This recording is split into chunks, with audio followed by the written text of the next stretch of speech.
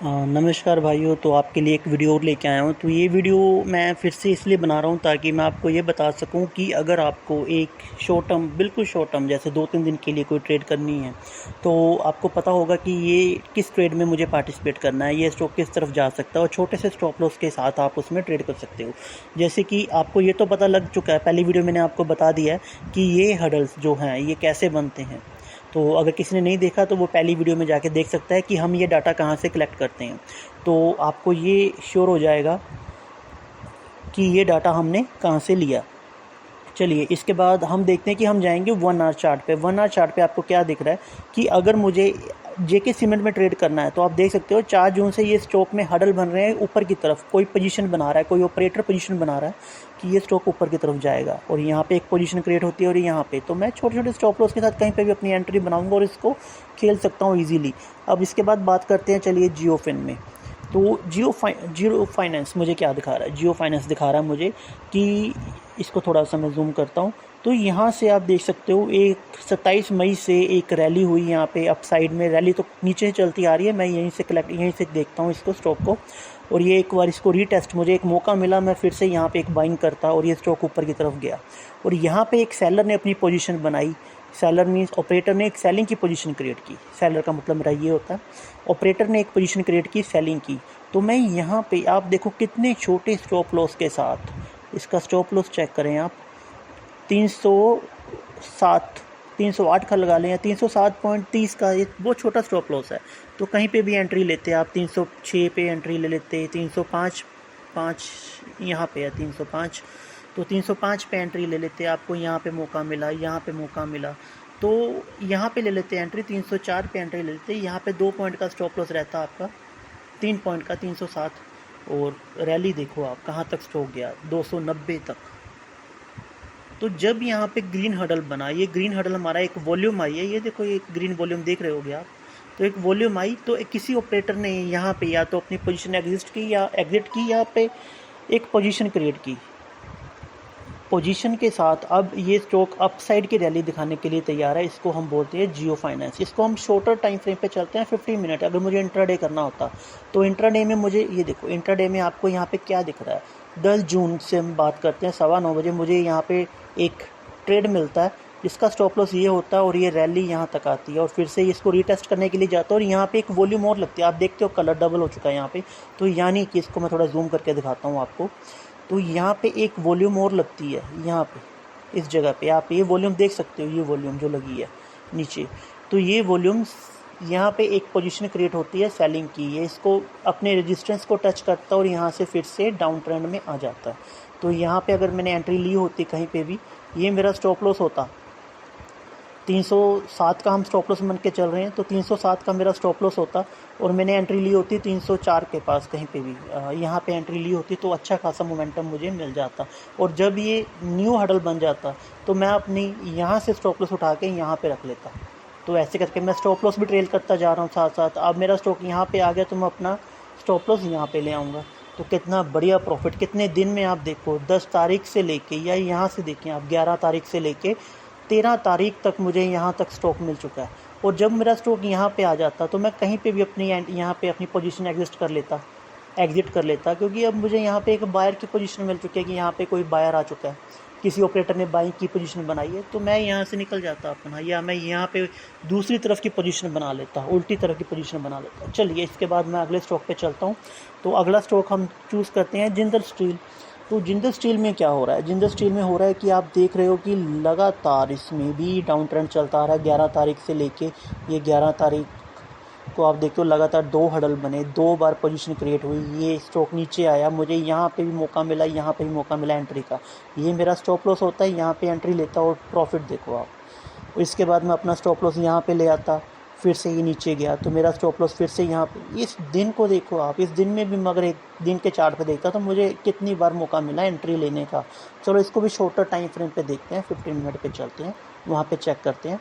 तो वहाँ पे ये मुझे दिखा रहा है कि यहाँ से तो अच्छा खासा डाउन ट्रेंड चला आ रहा है, लेकिन अभी यहाँ पे क्या हुआ, यहाँ पे एक पोजीशन क्रिएट हो रही है अभी।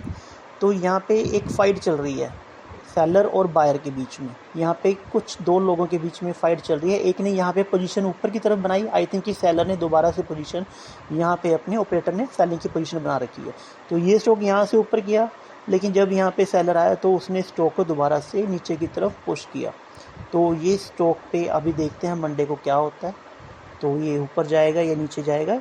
फ़िलहाल मुझे जो दिख रहा है ये स्टॉक में अभी सेलिंग की पोजीशन ही चल रही है। इसको अगर मैं डेली टाइम फ्रेम पे देखता हूँ तो डेली टाइम फ्रेम ओके, तो भाई इसमें मुझे एक चीज़ समझ लग रही है डेली टाइम फ्रेम में कि इसमें एक पुराना सपोर्ट चलता आ रहा है जो कि है आपका 14 मई का। तो इस सपोर्ट के पास जब भी स्टॉक आया है तो ये ऊपर की तरफ गया है, तो हो सकता है कि भाई इस पर जो वॉल्यूम लगी है तो वो इस सपोर्ट के कारण लगी है। हो सकता है कि सपोर्ट से इस स्टॉक को वापस से ऊपर का मोमेंटम देने की कोशिश की जा सके। तो देखते हैं, अभी तक तो ये डाउन ट्रेंड में ही है। तो भाइयों, इससे आपको क्या पता लगता है कि जब भी आपका स्टॉक रेजिस्टेंस के पास आता है तो आपको हमेशा सेल करना, और जब भी सपोर्ट के पास आता है तो आपको बाय करना। इसमें आपको बनाया सपोर्ट रेजिस्टेंस मिल रहा है। ये देखिए आप, ये एक रेजिस्टेंस बना आ रहा था, चला आ रहा था, सपोर्ट चली आ रही थी। जब स्टॉक इसके पास आया तो इसने ऊपर का मोमेंटम दिया, फिर से इसको रीटेस्ट करने के लिए आया तो फिर से इसने ऊपर का मोमेंटम दिया। तो यहाँ पे भी यही हो रहा है, एक रेजिस्टेंस चला आ रहा था, तो जब भी स्टॉक रेजिस्टेंस के पास गया तो ये फिर से नीचे आया, फिर से रेजिस्टेंस के पास गया, फिर से नीचे आया। तो अगर मुझे यहाँ पे देखना है 985 के पास और तारीख है 9 जून, तो मैं एक चेक करूँगा शॉर्टर टाइम फ्रेम पे, क्या यहाँ पे कोई सेलर अपनी पोजीशन बना रहा है। तो ये देखिए 10 तारीख को सेलर ने पोजीशन बनाई, तो मुझे पता था कि ये एक पुराने सपोर्ट चलती आ रही है, तो इसके पास कहीं पे सेलर अपनी पोजीशन क्रिएट कर सकता है। जब भी ये पोजीशन बनती तो मैं अपनी एंट्री के लिए तैयार रहता। तो भाई इससे बढ़िया क्या है, आपको पता है कि आपने गलत ट्रेड नहीं लेना। ऐसा नहीं है कि ट्रेंड डाउन पे चल रहा है और मैं वहाँ पे बाइंग की पोजीशन बना के बैठा हूँ, नहीं, तो मुझे भी सेल की पोजीशन बनानी है। चलिए अब अगला स्टॉक देखते हैं, एक इरेडा। तो इस पर क्या चल रहा है, ओके। तो इसको थोड़ा सा मैं पहले 1 आवर टाइम फ्रेम पे जाऊंगा। 1 आवर टाइम फ्रेम पे मुझे क्या दिख रहा है, 1 आवर टाइम फ्रेम पे मुझे दिख रहा है कि यहाँ पे एक पुराना कुछ रेजिस्टेंस चला आ रहा है काफ़ी पहले का। तो जितनी बार ये स्टॉक इस रेजिस्टेंस के पास आया, यहाँ से ये स्टॉक शुरू हुआ था 21 फरवरी से, ये रेजिस्टेंस के पास गया, फिर से डाउन गया, फिर से रेजिस्टेंस के पास आया, फिर से डाउन गया, फिर से रेजिस्टेंस के पास, फिर से डाउन, और अब फिर से रेजिस्टेंस के पास आया था। और यहाँ पे मुझे फिर से मौका मिला। यहाँ पे एक सेलर्स, एक इन्वेस्टर ने, एक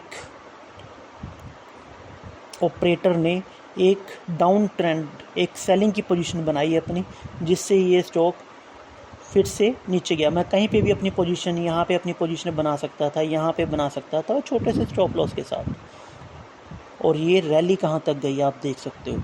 और उसके बाद अब कल के दिन क्या हुआ ये आप देख सकते हो। 13 तारीख को यहाँ पे एक अच्छी खासी वॉल्यूम लगी। पहले तो ये वॉल्यूम मुझे दिखा रहा है कि ये लॉन्गर टाइम फ्रेम के लिए ये वॉल्यूम नीचे की तरफ जाएगी, बट शॉर्टर टाइम फ्रेम के लिए मुझे इसमें एक मौका मिला बाइंग का। तो यहाँ से अगर मैं नीचे से, क्योंकि ये स्टॉक में आप देख सकते हो, मैं आपको दिखा देता हूँ एक बार। ये देखो, ये स्टॉक में मुझे यहाँ पे बाइंग की पोजीशन मिली हुई है।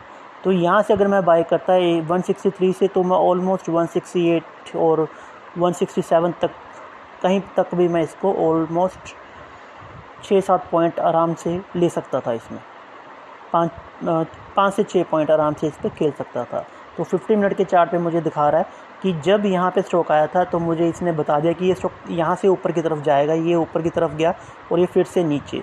तो अभी ये लॉन्गर टाइम फ्रेम के लिए नीचे की तरफ ही जाएगा, जो कि मुझे यहाँ पे दिख रहा है।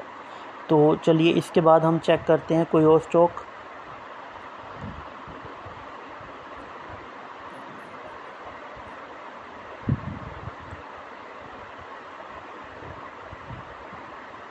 तो ये देखिए, इस पे भी मुझे यहाँ पे एक हायर वॉल्यूम मिलती है। ये रही इसकी हायर वॉल्यूम, और वॉल्यूम के साथ यहाँ पे एक पोजीशन क्रिएट होती है, ये होती है सेल की पोजीशन। तो इसके बाद ये इसका एक पुरानी सपोर्ट थी, इस सपोर्ट से ये स्टॉक ने सपोर्ट लिया और ये ऊपर की तरफ गया। यहाँ पे फिर से पोजीशन क्रिएट हुई और ये फिर से इस सपोर्ट के पास आ गया, और यहाँ से फिर से एक पोजीशन ऊपर की तरफ जाता है और यहाँ पे एक फिर से सेल की पोजीशन क्रिएट होती है और स्टॉक फिर से नीचे की तरफ आने को तैयार।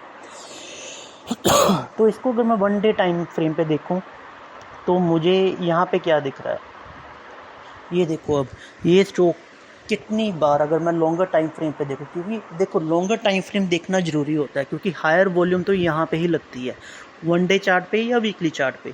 तो यहाँ से हमें हायर वॉल्यूम का पता लगता है। तो यहाँ पे मुझे एक चीज़ दिख रही है कि ये स्टॉक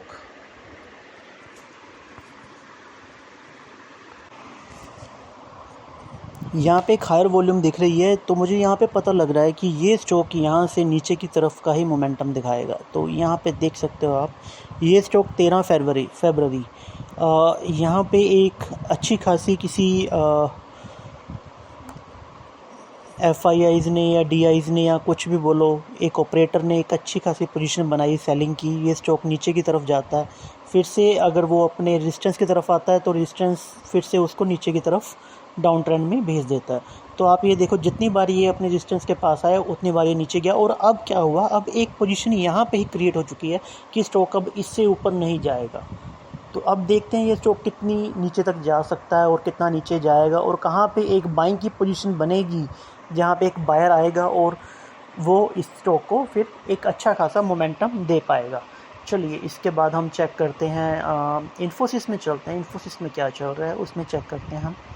तो इन्फोसिस में आप देख सकते हो कि स्टॉक ने एक अच्छा खासा कंसोलिडेशन दिया, एक अच्छा खासा ट्रेंड नीचे का दिया, और जब ये अपने सपोर्ट के पास, देखो आपको बना बनाया सपोर्ट मिल रहा है इस पे, मैं तो यही कहूँगा इससे बढ़िया क्या है। आपको पता है कि ये एक सपोर्ट लाइन है इसकी, आपको ड्रॉ नहीं करनी कोई सपोर्ट या कोई रेजिस्टेंस ड्रॉ नहीं करना, आपको बना बनाया मिल रहा है इस पर। तो वीकली चार्ट पे देखते हैं, तो वीकली चार्ट पे भी शायद कुछ हमें क्लियरली दिख जाएगा। हाँ, वीकली चार्ट पे भी हमें दिख रहा है कि ये जो 1 अप्रैल से ये बना हुआ है बेसिकली। चलिए मैं इसको पहले इसको छोड़ते हैं, अभी पहले एक डेली टाइम फ्रेम पे ही हम चलते हैं।